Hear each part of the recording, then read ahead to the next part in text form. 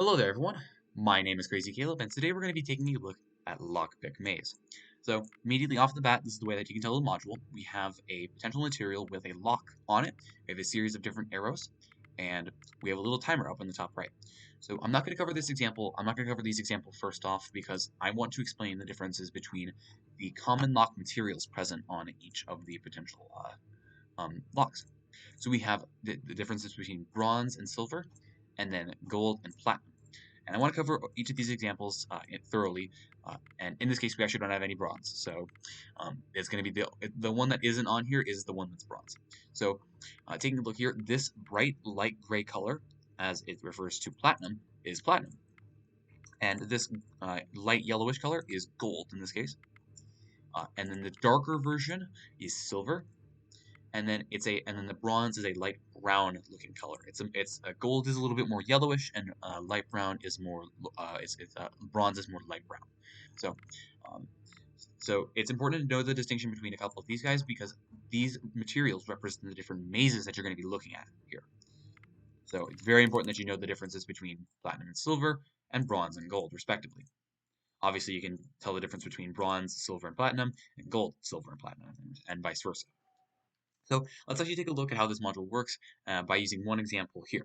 So let me pop up the actual thing here. So let's make this down to 1, and why not? Let's throw a vanilla button in there. The button. Let's do big button. All right, and let's hop right into this guy. So what we're going to be doing is, based off of several different rules that we have present, we're going to be determining our starting position and our ending position based off a couple things. So let's take a look here. So the material that we currently have present is the light gray looking color. So this is a platinum, for example. So for the diffuser, we need to give out obviously the material, the lock type, and we need to give out the colors of each of these arrows respectively. It's much easier to give the up and down and then the left and right, because they both have to do with specific rules. But in this case, let's take a look here. So for the first thing that we're going to do is we're going to determine the starting location in the maze that we're going to be starting at. So the column is decided by the colors of the up and down arrows. And this is why I said it's important to read the up and down preferably together and the left and right preferably together because they're going to be relevant in the next rule. So the column is decided by the colors of the up and down arrows. The up arrow is blue and the down arrow is red. So we're going to add these guys together. So for every red arrow, we're going to add 1. And for every blue arrow, we're going to add 2. So starting with 0, we're going to add 1. And then we're going to add 2, giving us a total of 3. And your starting column is the letter correspondent to the alphabetic position of the current number. So 3 in the alphanumeric position is equal to Charlie. And next up, our row position is going to be determined by the colors of the left and right arrows. So the left arrow is blue and the right arrow is green. So the right arrow being blue, we're going to add 3. And, the left arrow being blue, we're going to add 3. And the right arrow being green, we're going to add 1. 3 plus 1 is going to give us 4. And your starting row is your current number. So our current position that we're going to be starting at is Charlie 4 in the platinum maze. So right over here. And next up, what we're going to do is we're going to determine the goal location. So we're going to start off with the column position. Now, the goal position is not shown in the maze at all. And I'll explain what that means later. So to find the goal, we're going to follow the rules below. And note, all Lockpick maze modules are excluded in these rules. And I'll explain to you what this means. So the column is decided by the other modules on the BOM. So this means everything else that isn't a Lockpick maze, we're going to be taking a look at and doing some calculations with. So we're going to take the amount of modules on the BOM that isn't Lockpick maze included. So we're going to be taking 1 module in case instead of 2. And now we're going to take a look at these couple special rules. For each module with a name containing color, or containing maze, that is not Lockpick maze, or containing the name button, which in this case we happen to have the vanilla button, the button. So we're going to add 1 to this case. So we're going to get 2.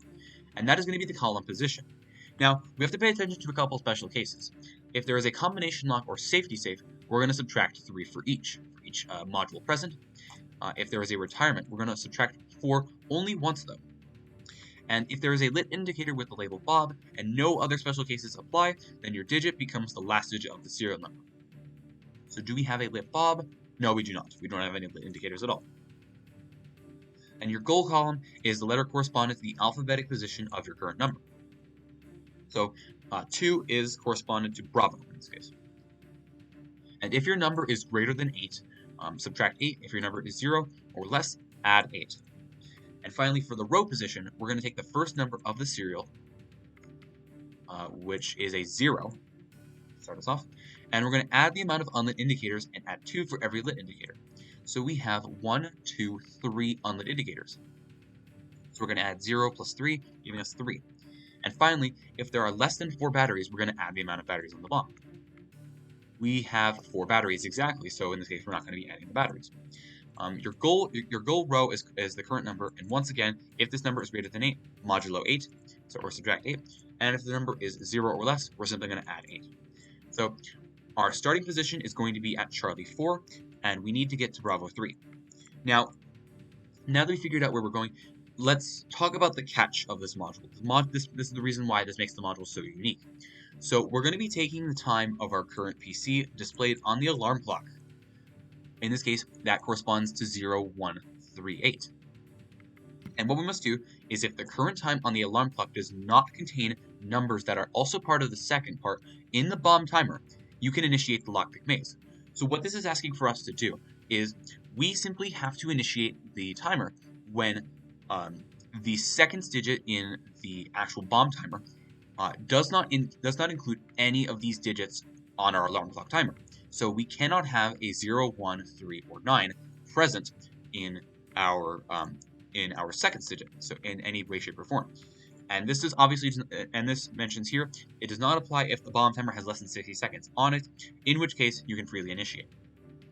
So we actually should be able to submit to initiate this guy. Perhaps we can do it at 48 simply. But one of the things I want to do actually first is I want to understand. I want to actually prep the way that we need to calculate this maze, because of what happens here is we have to solve this module and get it to the desired position before 30 seconds have passed. Now this maze is big, really big, and the arrows are put in a little bit of weird positions, so it can take a little bit of getting used to, and it definitely takes a little bit of speed. So if you're going to be doing this on an actual voice bomb, I would advise you to actually prep the actual way to get to the starting position and the ending position. So we're going from Charlie 4 to Bravo 3. So Charlie 4, oh, this is actually a really easy one. So from Charlie 4 to Bravo 3, all we need to simply do is go up left. And that would be what you would tell your diffuser when it is a good time. So we can actually start it at 59. We can actually go at 59 seconds. So let's hit that. So the module will flip over now, and it will show you where your current position is at, and it's at Charlie 4, which is exactly what we expected. And we should be able to go up left and solve the module.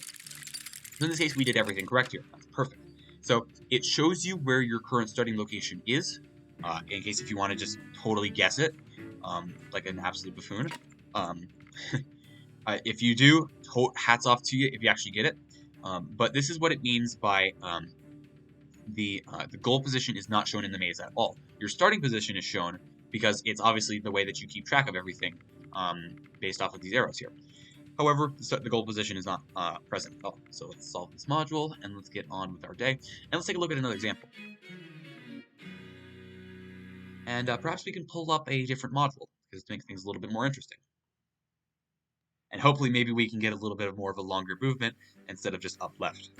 That will be a little bit nicer. Make sure I'm recording. Yes, I am.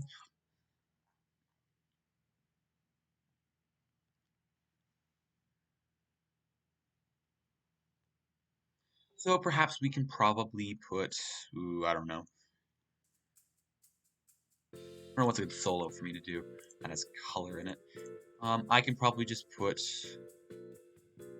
let's just put like one big button and then the maze. 1 times maze. Yeah, sure, why not? Why not? Let's do it. Let's make things a little bit more interesting. So hopefully I get an example of bronze present at all. I'm not exactly sure if I will, but it is essentially the one that you did not see on the original example. So let's take a look at this one again. I'm actually going to re-roll because it's another platinum, and I'd rather be able to demonstrate a different actual maze. So I'm actually going to pop up multiple. And lockpick mazes don't actually affect each other because all lockpick maze modules are excluded in this case.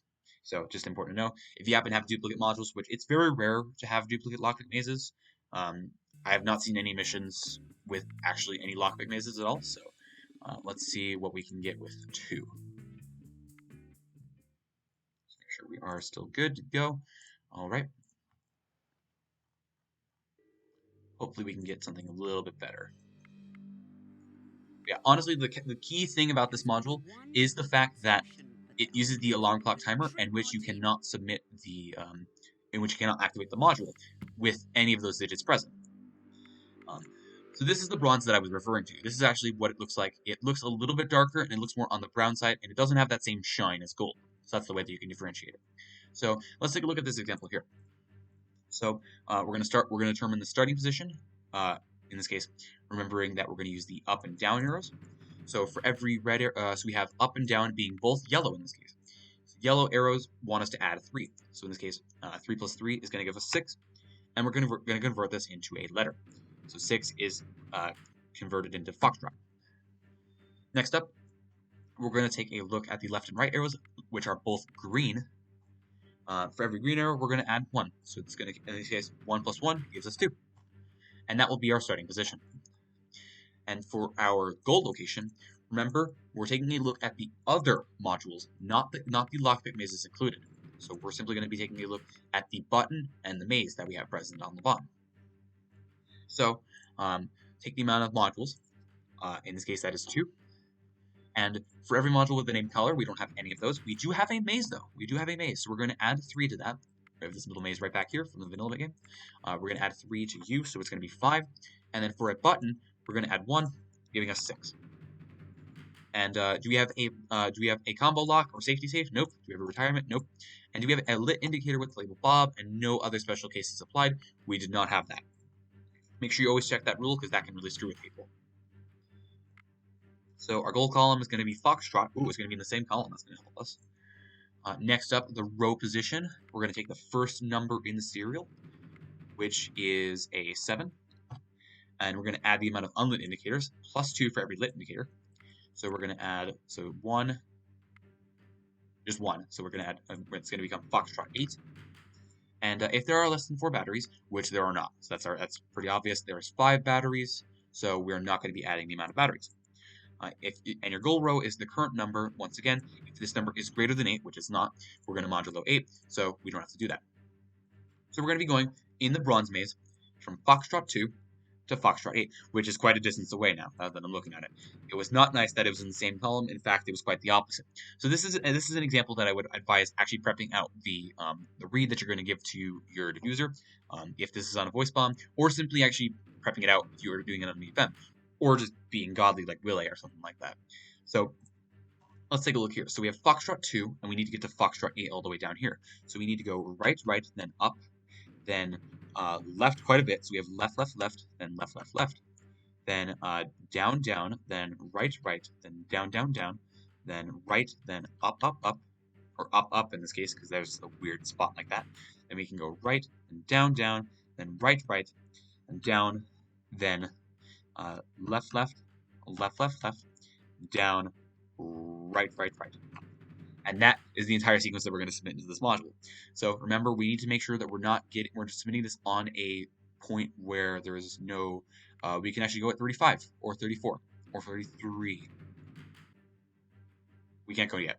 So we can do 2. We can actually do 22. So let's do that. We'll activate the module at 22 seconds. Let's go. So we have right, right, up, left, left, left, left, left. In this case, the Bravo. Then we can go down, down, right, right, down, down, down, right, up, up, right, down, down. One more time. Right, right, down, left, left, left, left, left, down, right, right, right, right. And just like that, this is a solved module. So that's exactly what I mean by it's very tricky, but it definitely requires a little bit of practice. But without question, you can totally get this done. Let's take a look at our final example here. So this is back at the Platinum maze. And we actually will be changing at least the starting location anyways. I don't believe we'll actually be changing the final location. So the goal location will stay the same per bomb, however the starting location will be the things different. So let's take a look at our starting position.